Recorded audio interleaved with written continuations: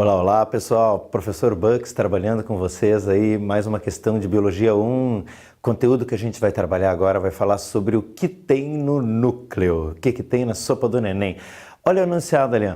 Associe a segunda coluna de acordo com a primeira coluna. Questão clássica, né? Dá para você resolver isso em casa montando uma tabela. Coluna da direita, o que você quer, coluna da esquerda, a função do que está lá. É um clássico, coluna da esquerda, coluna da direita, coloca todo o conteúdo dentro de uma questão só. Aqui ele está negociando com você o seguinte, na coluna ali, ó, genoma, gen, que é a mesma coisa que falar gene, só que eles usavam gen acho que em 1930 e quadrado, que não tinha bola ainda, enfim.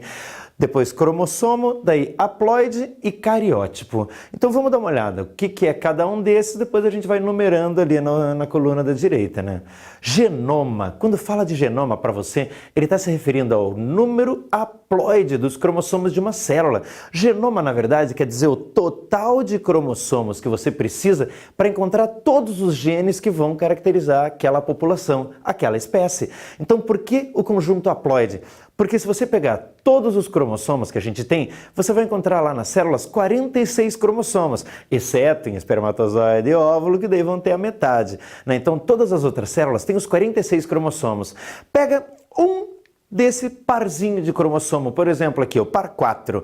No par, a gente vai ter um desses que veio lá no óvulo da mamãe e o outro que estava lá no espermatozoide do papai. Então o nosso DNA, o meu DNA, que está ali em cada célula minha, menos espermatozoides e óvulos, né? Ele tem 46 cromossomos, mas na verdade não são 46 diferentes, são 23 pares.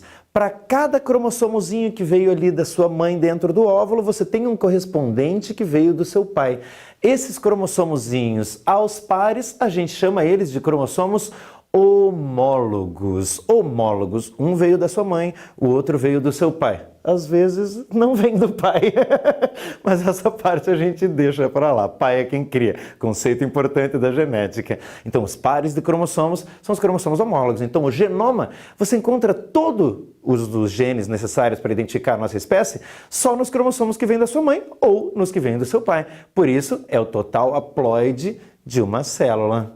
Tranquilo? Então, o número 1 de genoma a gente vai colocar ali no segundo parênteses. Agora pega o segundo conceito, gen ou gene, né? Os genes, daí a gente está falando das sequências de base de DNA que são capazes de determinar a síntese de uma proteína.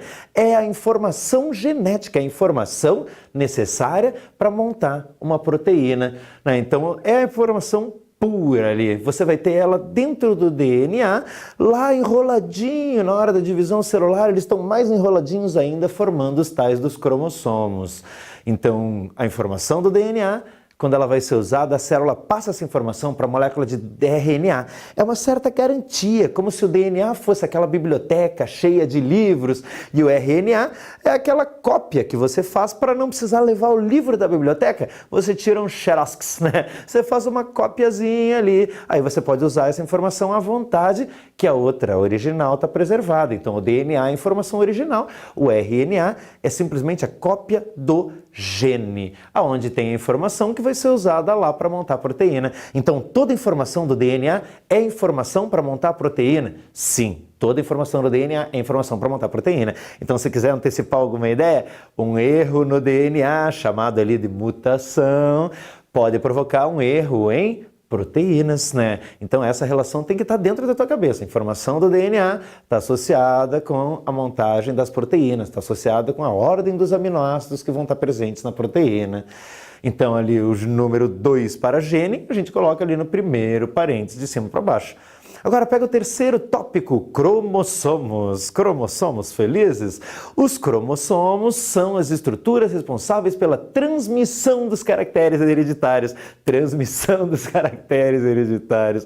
Os cromossomos são as informações genéticas, os filamentos de DNA altamente enrolados, altamente compactados. Eles vão aparecer nessa forma na hora da divisão celular.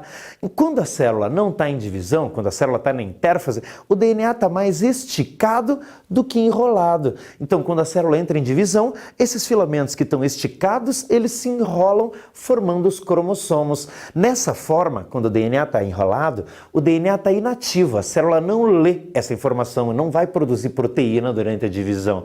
Então, a informação compactada, ela está inativa. Depois, quando a célula sai da divisão, os cromossomos se esticam de novo e a célula volta a fazer o que ela tem que fazer.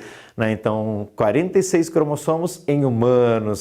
O cromossomozinho ali, altamente compactado nessa imagem, e do ladinho você tem ali o esqueminha, Cada cromossomo, quando ele é representado no exercício, na maioria dos casos, ele aparece como se fossem dois filamentozinhos unidos ali por um ponto central.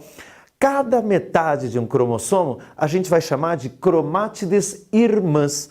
E, na verdade, todas as informações que você tem de um lado, numa cromátide, você tem as mesmas informações na outra cromátide. Elas são cópias. Uma cromátide é a cópia da outra cromátide. Na hora da divisão celular, esse ponto central que une as duas cromátides, o centrômero, ele separa e as duas cromátides vão cada uma para um lado diferente da célula durante a divisão celular. Então você tem uma cromátide de um lado, uma cromátide do outro, e são as mesmas informações. Então, quando fala de cromossomo, a grande maioria dos exercícios trabalha representando o cromossomo na forma de um X, aquele X do X-Men. Na verdade, o X é um cromossomo com o DNA duplicado, com duas cromátides irmãs.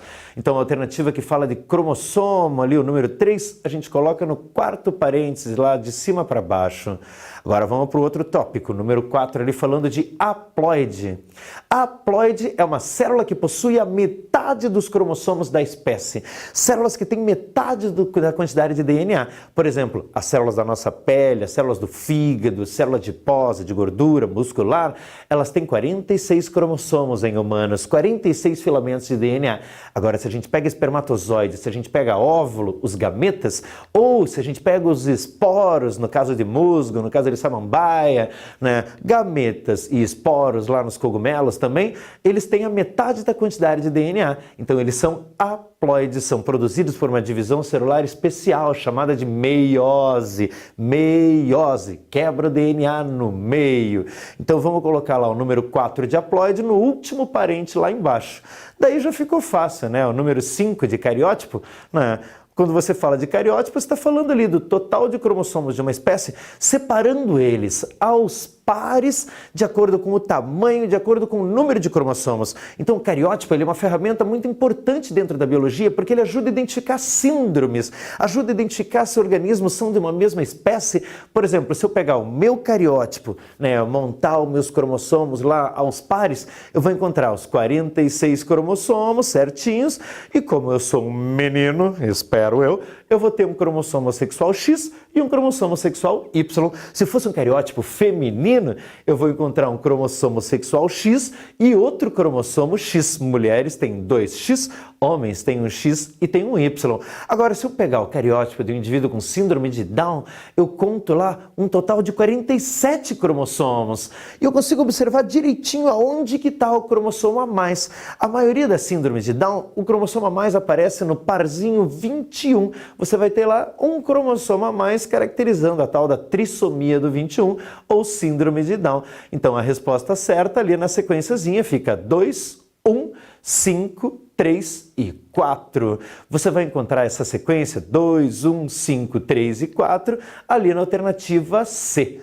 Tranquilo, moçada? Exercício que fala de núcleo tem que cuidar, com não confundir cariótipo, não confundir cromátides irmãs com cromossomos homólogos. Vale a pena dar uma estudadinha para fixar essa parte aí.